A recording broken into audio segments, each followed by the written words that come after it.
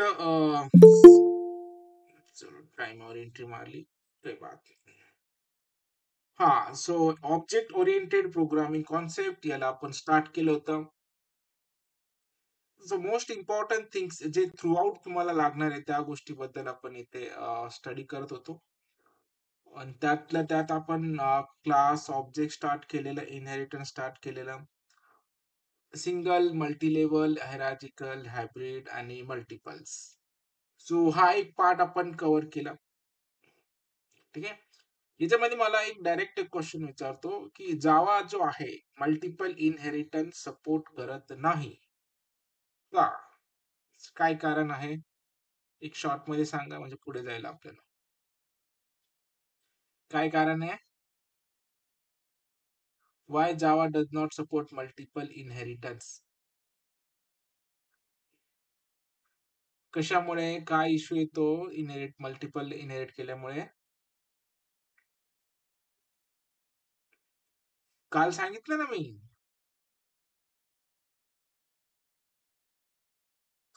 काय प्रॉब्लेम आहे? का बरं इनहेरिट नाही करू शकत मल्टिपल क्लास आपण?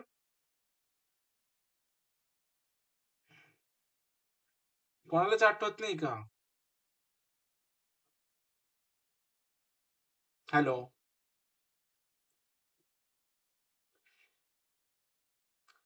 जावा मल्टिपल इनहेरिटन्सला सपोर्ट करत नाही. का बरं? आपण at A time 2 class extend नाही करू शकत. हा मी तेच म्हणतोय नाही करू शकत. पण का बरं असं काय प्रॉब्लेम येतो? केल्यावर काय होतं? त्याच्यात मेथड्स सेम असू शकतात. मग ते जेव्हा आपण ऑब्जेक्ट कॉल करतो तेव्हा त्याला कन्फ्युजन क्रिएट होतं की आपण नेमकं कोणाला कॉल करायचं असं. एक्झॅक्टली. हे मेन रिझन आहे. पहिली गोष्ट तर आपण करू शकत नाही आणि जरी केलं तरी ते एक अँबिग्युटी क्रिएट होते just because of same method असल्यामुळे. ठीक आहे.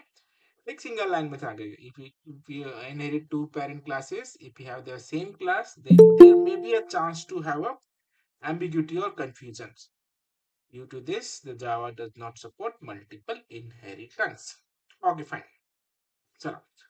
तर आज आणि अजून एक गोष्ट एक लक्षात ठेवायची, नेहमी जेव्हा तुम्ही क्लास आणि ऑब्जेक्ट सोबत काम करते आहे, when you are working with a class आणि ऑब्जेक्ट,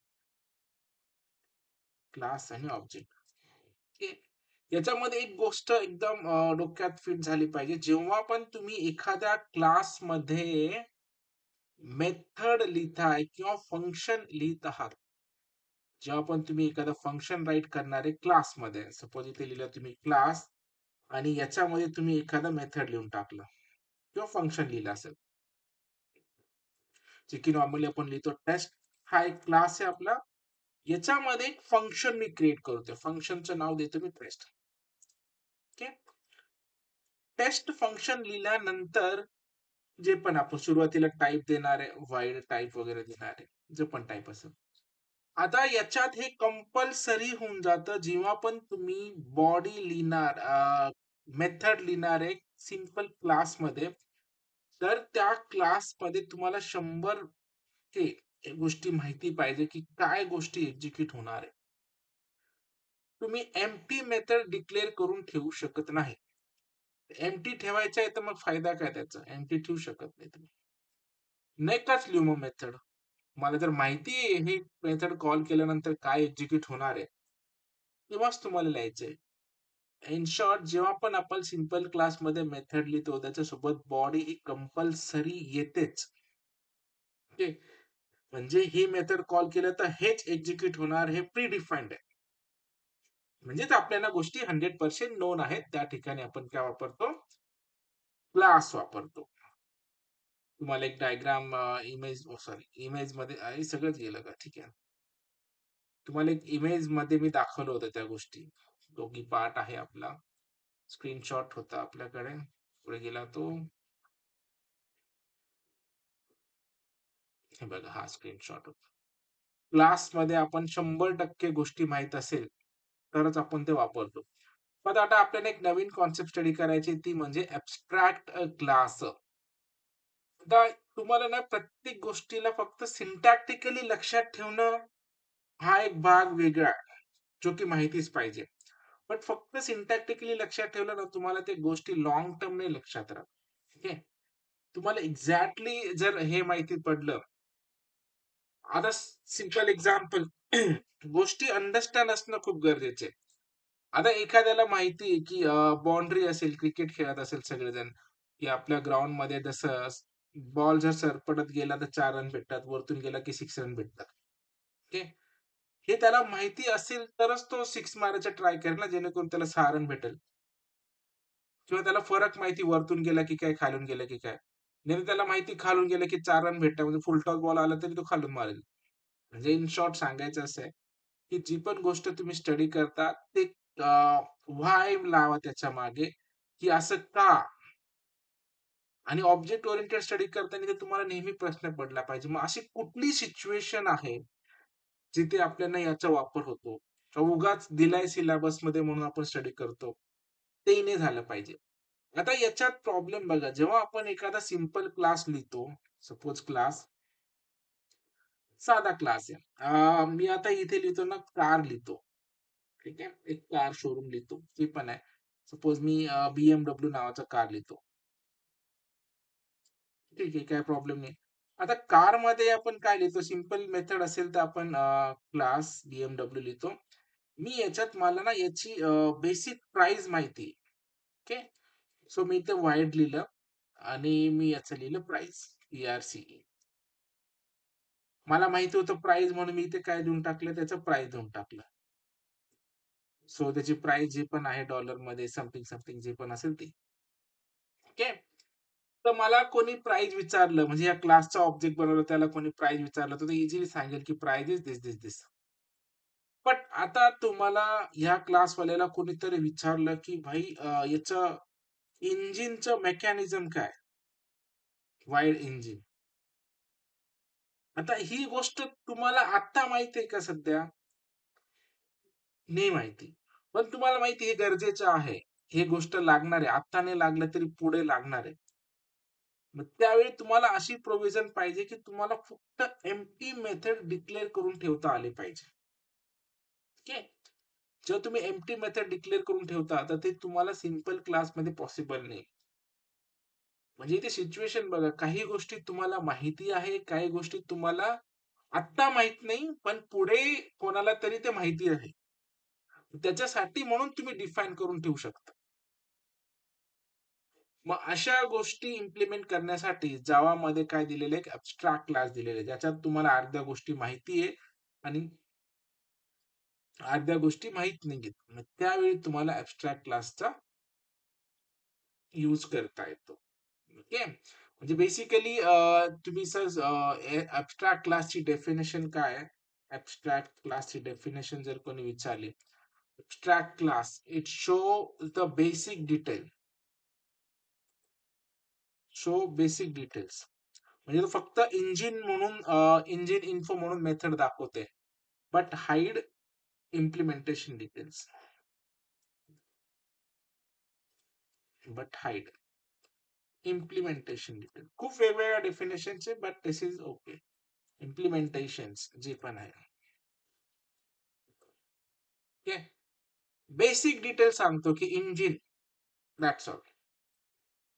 पण याचं एक्झॅक्टली कोणाला माहित असेल, तर जो क्लास याला एक्सटेंड करतो ना ॲब्स्ट्रॅक्ट क्लासला, त्याला ह्या मेथडची बॉडी लिहिणं कंपल्सरी होऊन जातं.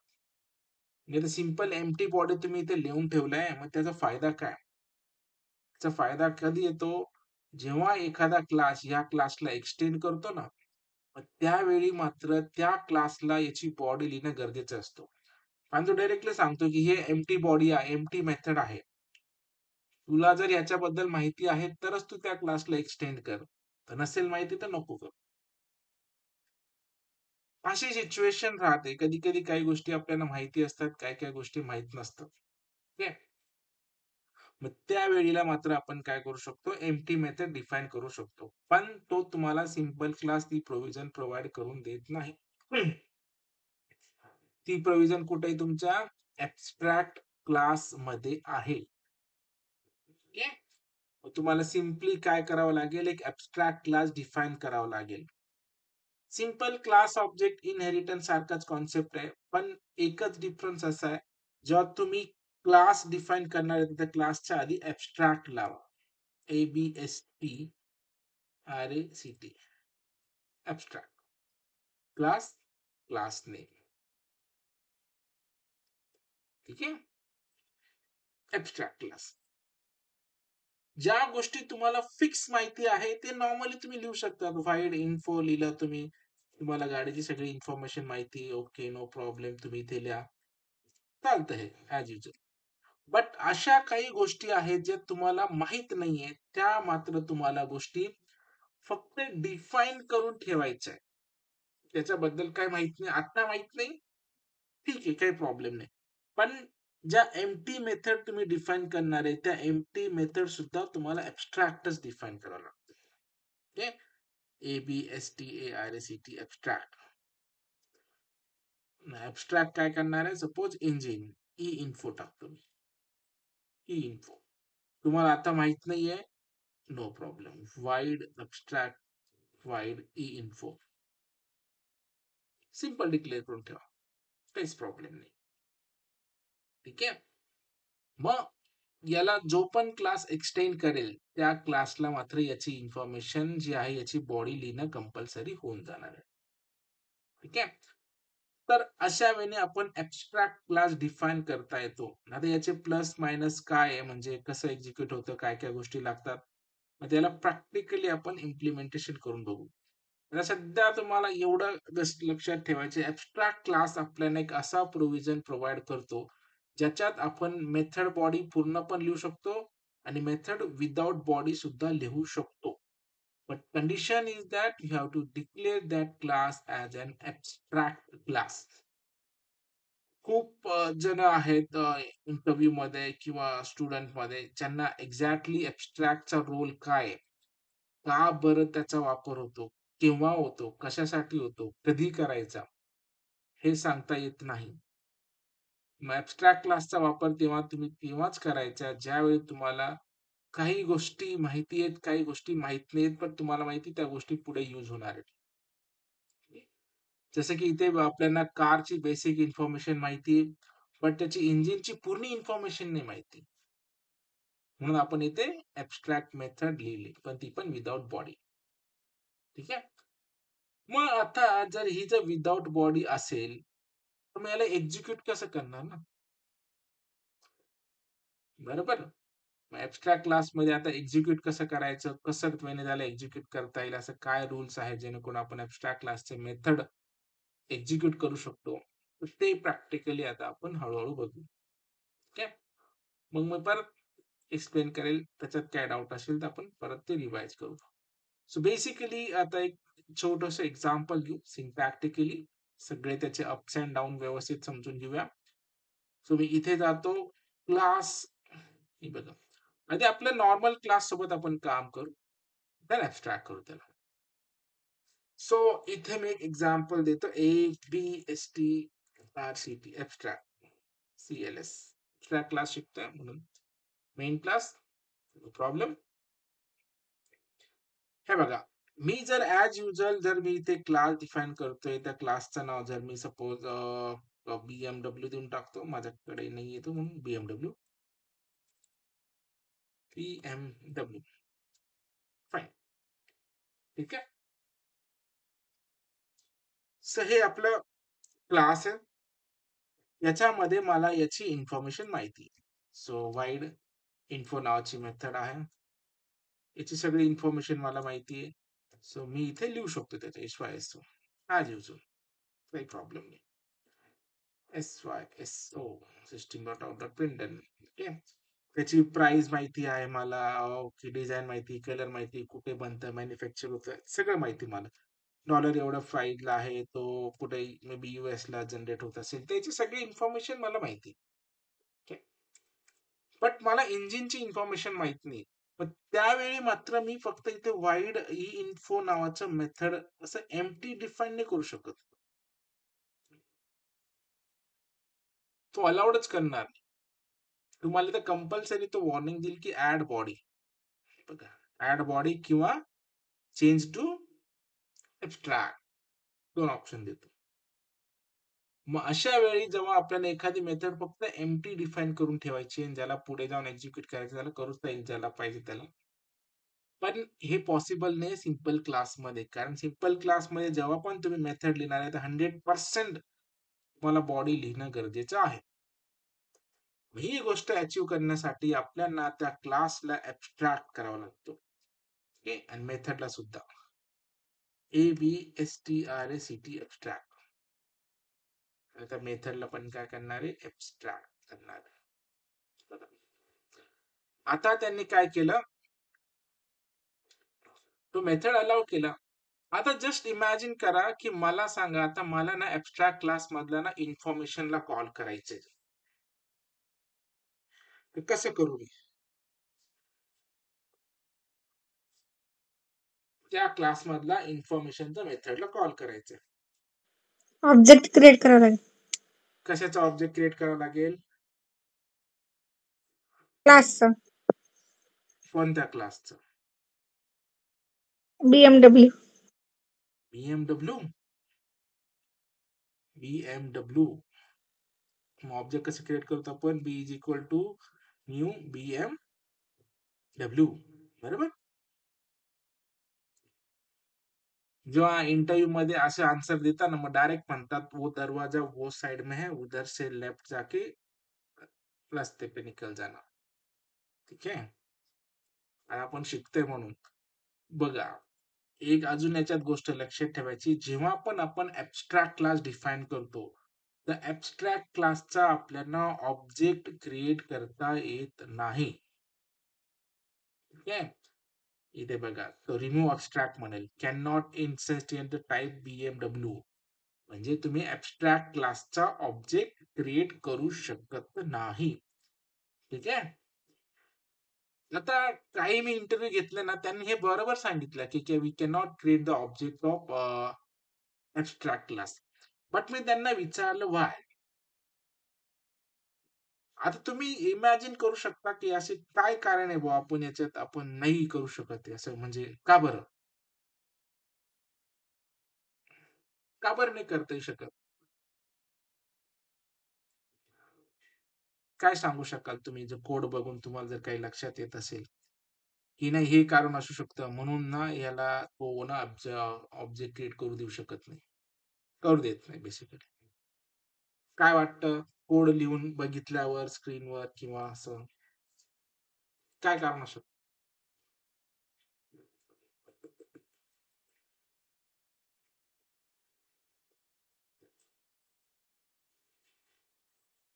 नाही सांगता येणार ना. चला अजून 10 सेकंड देतो, विचार करा थोडस. चला, यांनी जर ऑब्जेक्ट करायचं अलाव केलं असतं तर तरी एक प्रॉब्लेम आला असता. काय प्रॉब्लेम आला असता?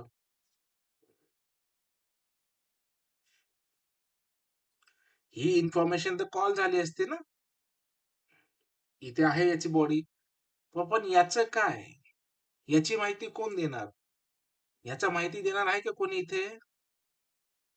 नाहीये ना. मग ऍब्स्ट्रॅक्ट क्लासचा आपण ऑब्जेक्ट का क्रिएट करू शकत नाही? कारण ऍब्स्ट्रॅक्ट क्लासमध्ये काही मेथड ऍब्स्ट्रॅक्ट असू शकतात आणि तेव्हाच आपण ऍब्स्ट्रॅक्ट बनवतो ना, जेव्हा काही आपल्याला गोष्टी ऍब्स्ट्रॅक्ट डिफाईन करायच्या आहेत. म्हणून मेन काय क्लास करतो, हा जर ऍब्स्ट्रॅक्ट क्लास त्याला जर भेटला तर तो डिफेंड करतो की तुम्ही ऑब्जेक्ट बनवू शकत नाही, कारण त्याच्यामध्ये काही मेथड्स असे आहेत ज्याची इन्फॉर्मेशन मला पण नाही. बरोबर. म्हणून जो आहे मेन क्लास ऍब्स्ट्रॅक्ट क्लासला ऑब्जेक्ट क्रिएट करू देत नाही. समजलं हे? ऍब्स्ट्रॅक्ट क्लास लक्षात येतंय का? हॅलो, काय म्हणता? परत एक्सप्लेन करा सर.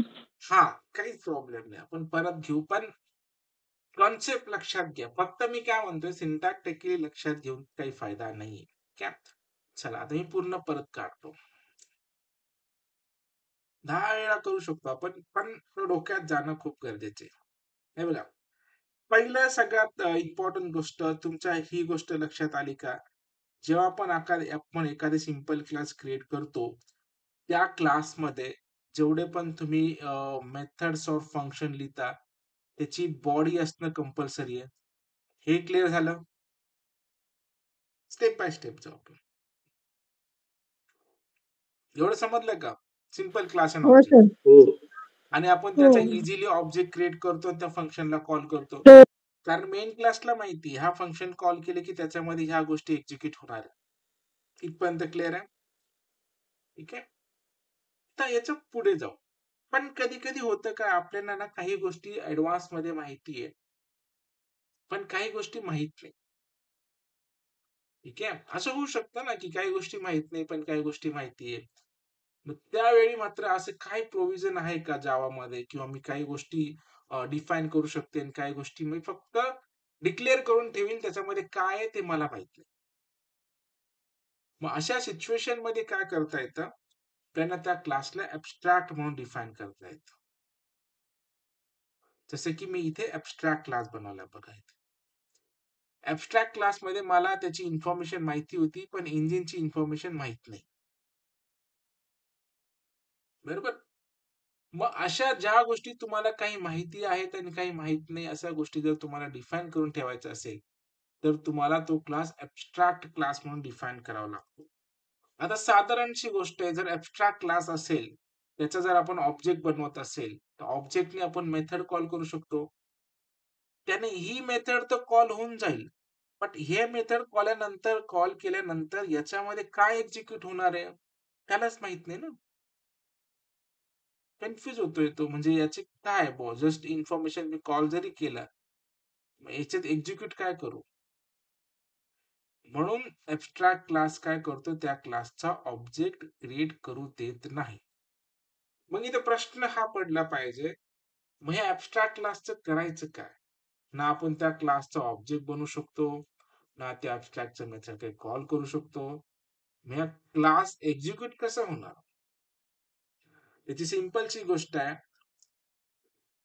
अशा क्लास ज्या क्लासला याची माहिती तो त्या क्लासला एक्सटेंड करतो. म्हणजे क्लास सपोज इंजिनियर ठीक आहे. हा क्लास आहे, सिंपल क्लास. मी इथे लिहितो इंजिनियर. मी इथे एक मेथड बॉडी बनवली, एस लिहितो.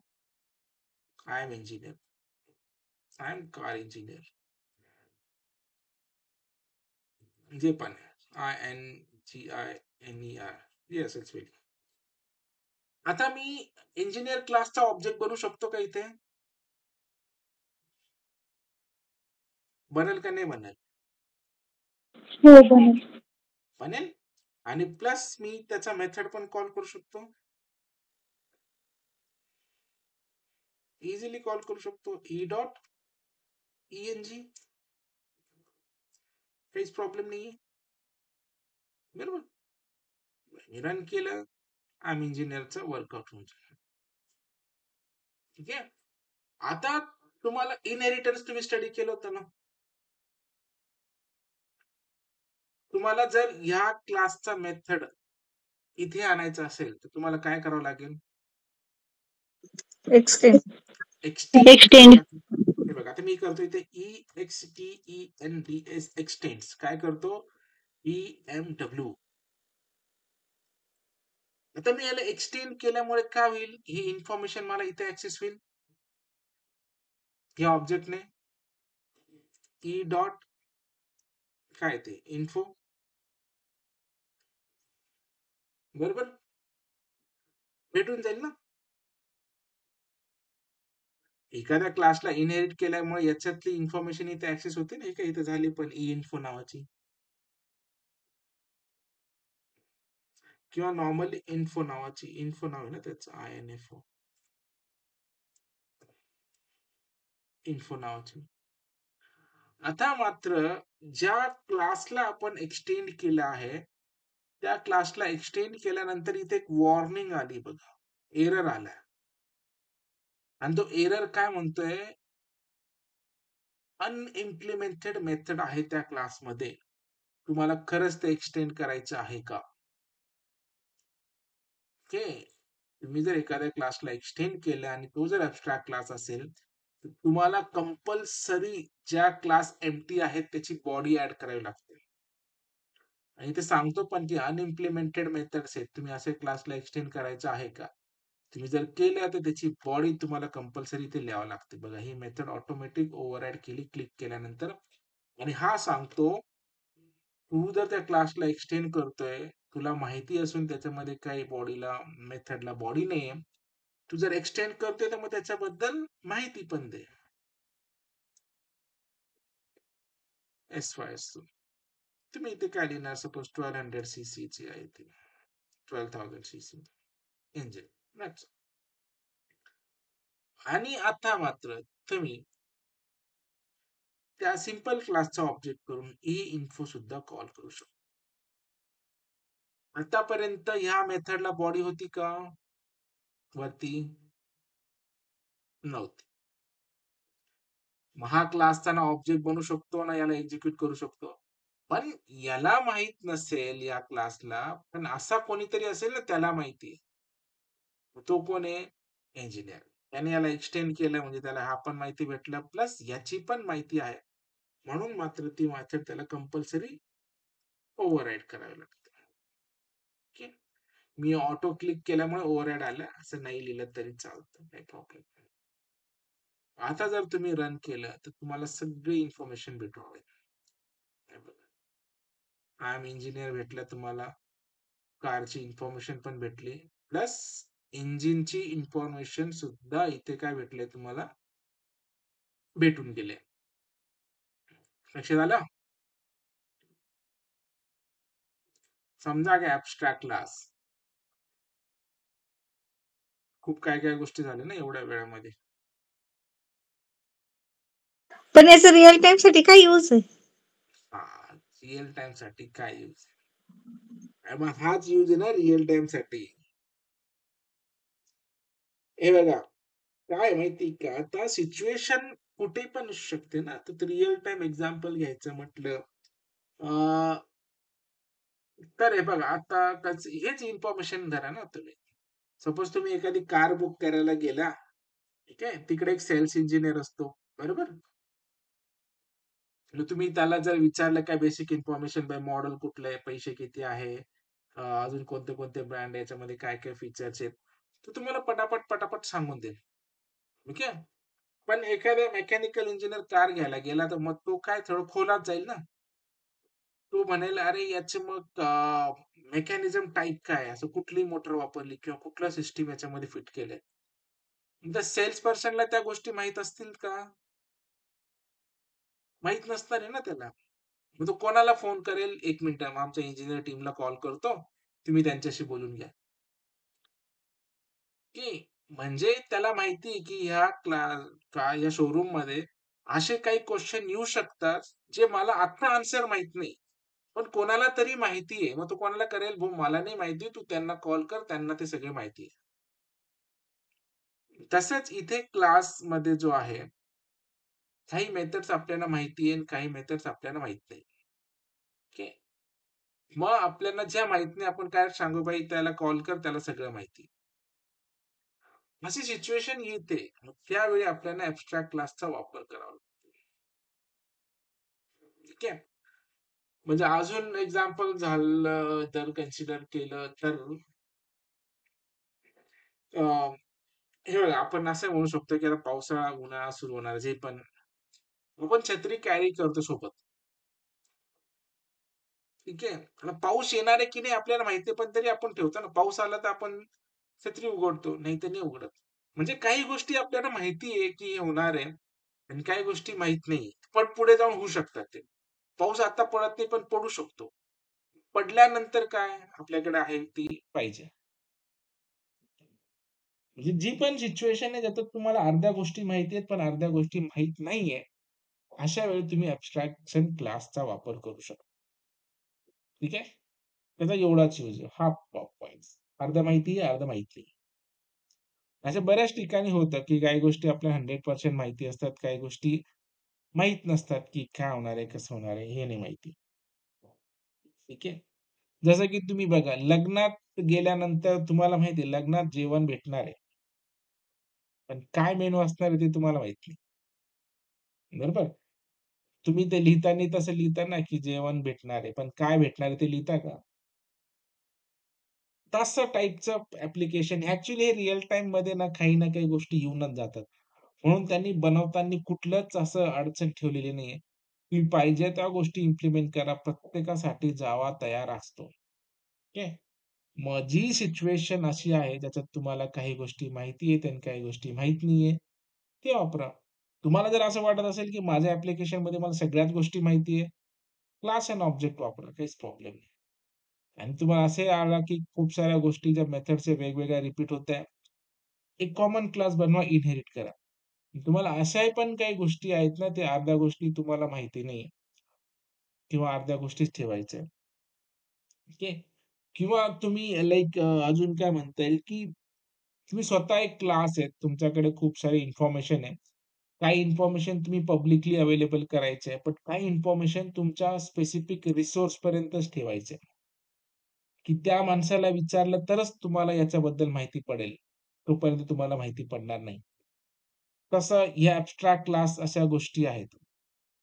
या इंजिनिअरला विचारलं तरच तुम्हाला त्याची इन्फॉर्मेशन भेटेल, नाहीतर भेटणार नाही. म्हणजे आता माझ्या कंपनीत खूप सारे काम चालतात, प्रोजेक्ट चालतात, डेटाबेस चालतात, खूप सारे प्रॉडक्ट वगैरे चालतात. तुम्ही डायरेक्टली कंपनीला विचारू शकता का? की तुमचा प्रॉडक्ट कुठला आहे? काय-काय सिस्टम, काय-काय टेक्नॉलॉजी वापरली? विचारू शकता का तुम्ही कॉल करून? नाही.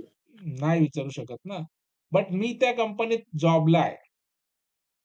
तुम्ही मला विचारू शकता ना. मी ते तुम्हाला सांगू शकतो.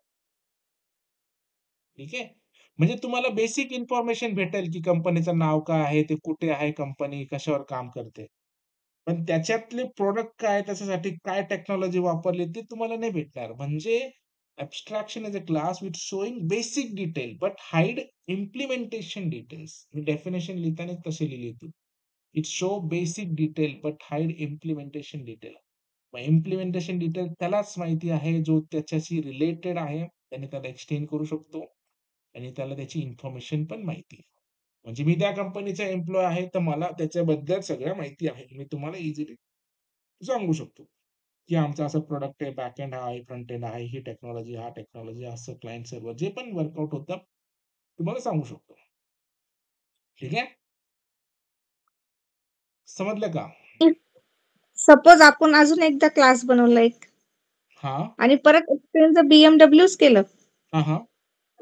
तर परत ॲब्स्ट्रॅक्ट साठी आपल्याला परत त्याची बॉडी लिहावी लागेल का नंतरून? एक्झॅक्टली लिहावंच लागेल. बरोबर. तुम्ही लिहावंच लागेल. ठीक आहे? सपोज क्लास मी EMP लिहितो, एम्प्लॉयी आहे. एम्प्लॉयी 2 नंबरचा आहे. EX सिंपल एम्प्लॉयी हा क्लास आहे. आता याने एक्सटेंड केलं परत. EXTENDS एक्सटेंड्स कोणाला केलं? BMWला. सॉरी कुठे गेलो आपण? X tends BMW. बघा. याला पण ते करावं लागेल. कारण तुम्ही जर त्या क्लासला एक्सटेंड करताय, तर तो क्लास सांगतो भाई या क्लासमध्ये काही एक्स्ट्रॅक्ट मेथड आहेत. तुला त्याची इन्फॉर्मेशन आहे का? नसेल तर नको एक्सटेंड करू. एक्सटेंड करायचं असेल तर तुला त्याच्याबद्दल इन्फॉर्मेशन देणं आहे. ठीक आहे? हे बघ याचं एक रिअल टाईम एक्झाम्पल दाखवतो जेणेकरून तुम्हाला ते क्लिअर होईल. पण एक गोष्ट आहे जेवढे क्लास हे ॲब्स्ट्रॅक्टला एक्सटेंड करतील प्रत्येकाला जेवढे मेथड अनइम्प्लिमेंटेड असतील. फॉर एक्झाम्पल आता मी फक्त इथे काय केलंय आता हां, इथे बोला. 2-2 आता व्हॉइड इन्फो आपण परत जर ऑब्जेक्टने कॉल केलं, मग आता प्रिंट करायच्या वेळेस हा पण मेसेज प्रिंट होईल आणि खालचा पण मेसेज प्रिंट होईल का? मग तुम्ही काय त्यावेळेस तो म्हणताय? कन्फ्युज नाही होणार. नाही समजलं मला. परत विचारा. आपण आता परत याची बॉडी लिहिली व्हॉइड इन्फोची याच्यात सपोज एक्सटेंड या केल्यानंतर. इथे म्हणताय ना, याच्या एम्प्लॉयी हां, क्लासमध्ये? हां, ठीक आहे. मी ॲड अनइम्प्लिमेंटेड मेथड करतो. इथे इन्फॉर्मेशन हां, देतो. ठीक आहे. हां, याची आता बॉडी याची बॉडी मी इथे लिहितो. सपोज हेच लिहितो. ठीक आहे? इथपर्यंत ठीक आहे? हां. हां, आता बोल. आता मग आपण याचा ऑब्जेक्ट क्रिएट करून कॉल करू ना. एम्प्लॉयचा ऑब्जेक्ट क्रिएट करू आपण. हा. ठीक आहे. एम्प्लॉयचा ऑब्जेक्ट क्रिएट केला. E is equal to new employee. EMP परत मी करतो, ईएम करतो. बरोबर. आता मी ईएम डॉट काय करेल, इन्फो. बरोबर. प्रॉब्लेम काय, आता जर तुम्हाला एखाद्याला प्रश्न विचारला मी की इंडियाची राजधानी, भारताची राजधानी काय, तुम्ही काय आन्सर देणार? काय आन्सर देणार? काय? आणि जर बॉडी कंटेंट जर वेगवेगळ्या राहिल्या तरी पण प्रिंट करेल का? हो, पण जनरली एकच आहे ना. त्या ऍब्स्ट्रॅक्ट क्लासची आता माहिती असते ना प्रत्येकाला त्याच्याबद्दल. तुम्हाला विचारलं काय, तर तुमच्या फ्रेंडला विचारलं काय, तुम्ही त्याच्या रिलेटेड आन्सर सेमच देणार ना. ओके. पण मे बी असं सपोज ह्याला 100% माहिती आहे आणि ह्या एम्प्लॉयला तो म्हणतोय एक्झॅक्टली माहित नाही, पण 1000 ते 10,000 ते 12,000च्या रेंजमध्ये आहे. ठीक आहे. त्याने आन्सर काय दिलं, एकाने एक्झॅक्टली सांगितलं की नाही ऍक्युरेट 12,000च सीसी आहे, पण तो एम्प्लॉय म्हणतोय की मी आत्ताच आलोय पण मला एवढा अंदाज नाही, पण तो 10,000 ते 12,000 सीसी मध्ये असू शकतो. समजतंय? तर असं. ठीक आहे. आता याचं एक एकदम रिअलिस्टिक एक्झाम्पल देतो मी, म्हणजे तुम्हाला ऍब्स्ट्रॅक्ट क्लासचा यूज करून जाईल. हे अँड्रॉइड स्टुडिओ आहे, ज्याच्यात मोबाईल ऍप्लिकेशन बनतात, अँड्रॉइडचे ऍप बनतात. ठीक आहे. लक्षात घ्या, आता तुम्हाला ते एक्झॅक्टली रिअल टाइम यूज दाखवते मी. तुम्ही विचारलं होतं मगाशी की याला कुठे वापरता येईल. ठीक आहे. आता ना मी इथे तुम्हाला काही गोष्टी सांगतो. मी इथे सिंपलसा एक क्लास बनवतो, राईट क्लिक. इथे पण त्याच गोष्टी करतो आपण most of. Java class. Suppose मी इथे ना डेटाबेस बनवतो. डेटाबेस बद्दल माहिती आहे का कधी तुम्हाला, काही केलंय कधी डेटाबेस बद्दल?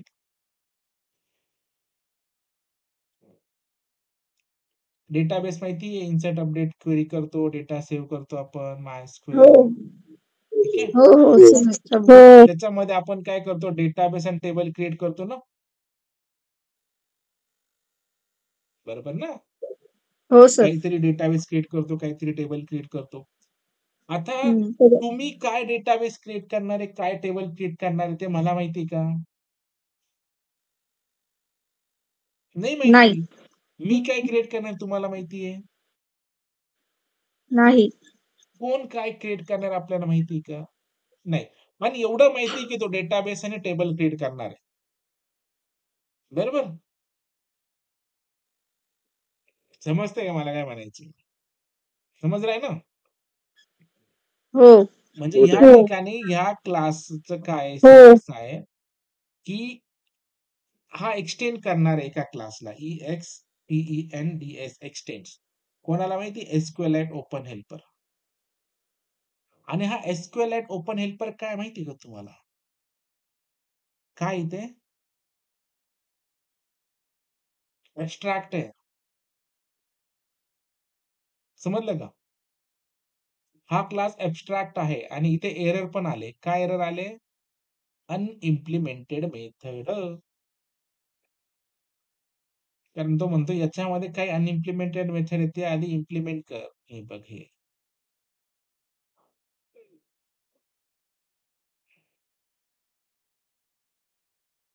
ठीक आहे. तर अनइम्प्लिमेंटेड मेथड ओव्हरराइड झाले. हे का त्यांनी केलेलं आहे? कारण तुम्ही जाऊन कुठला डेटाबेस बनवणार, कुठला टेबल बनवणार, हे तुमच्यावर आहे ना. पण त्याला माहिती की तुम्हाला इथे काय, तुमच्या वेळेने तुम्ही डेटाबेस बनवा, तुमच्या वेळेने तुम्ही इथे टेबल बनवा, ते तुमच्यावर डिपेंड आहे. पण त्याला एवढं माहिती होते की याला हे मेथड करून द्यावं लागेल, जेणेकरून ज्याच्या वेळेने तो त्याच्या हिशोबाने मेथड बनवून टाकाल. आता लक्षात आलं का? त्याने हे का डिफॉल्ट करून ठेवलंय? कारण प्रत्येकाला काही ना काही डेटाबेस बनवायचंय, काही ना काही टेबल बनवायचंय, म्हणून त्यांनी ह्या मेथड काय करून टाकल्या, एक्स्ट्रॅक्ट करून ठेवलेल्या आहे. ओके. समजलं का आता? अजून पण लक्षात नाही. ठीक आहे. मग असे ऍब्स्ट्रॅक्ट क्लास इथे बनवून ठेवता येतात. बघा याच्यामध्ये कितीतरी मेथड्स आहे ना, ते ऍब्स्ट्रॅक्ट आहेत. डिफाईन करून टाकलेलं आहे इथे ऍबस्ट्रॅक्ट क्लासमध्ये. जे अनइम्प्लिमेंटेड मेथड आहे ते तुम्हाला तिथे जाऊन इम्प्लिमेंट करावं लागतं. ठीक आहे. तर ह्या रिअल टाइम गोष्टी आहेत ना ज्या तुम्हाला इथे बनवावं लागतात. ठीक आहे. खूप साऱ्या असं एवढं तुम्ही डीप मध्ये म्हणजे एक इन शॉर्ट आयडिया पाहिजे की एक्झॅक्टली काय होते कसं होते. हे बघा इथे ही मेथड त्याने काय करून ठेवलेली फक्त abstract file on create method. याची बॉडी आहे का इथे? नाही. नाहीये ना. आपण इथे बघा एक्सटेंड केलं त्याला म्हणून इथे तो काय म्हणतोय करा तुम्हाला जो डेटाबेस क्रिएट करायचा तो डेटाबेस तुम्ही ते क्रिएट करू शकता. झाले यूज. आता कळालं एक्झॅक्टली ऍबस्ट्रॅक्टची गरज काय. आणि हेच जर हो सर. सिंपल क्लास असतं तर तो काय म्हणला असता तुम्हाला डेटाबेसचं नाव हेच ठेवणं आहे दरवेळेस तुम्ही नाही चेंज करू शकत. फायदा आहे का त्याचा काही? प्रत्येक आपल्या वेळेने डेटाबेस बनवेल ना आणि तुम्हाला दरवेळेस दिलं की नाही डेटाबेसचं नाव हेच ठेवा. सगळ्यांच्या डेटाबेसचं नाव तेच होतील. अशी काही सिच्युएशन आहेत. आता तर हे सगळ्यात रिअलिस्टिक एक्झाम्पल आहे Android स्टुडिओचं. याच्यापेक्षा चांगलं एक्झाम्पल तर कुठे असणार? समज गया? आलं का लक्षात? हो सर. ओके. सो हे होतं आपलं ऍबस्ट्रॅक्ट क्लास. सो आता आपलं काय काय झालंय क्लास, ऑब्जेक्ट, इनहेरिटन्स, पॉलिमॉर्फिझम्स आणि ऍबस्ट्रॅक्ट क्लास. ठीक आहे.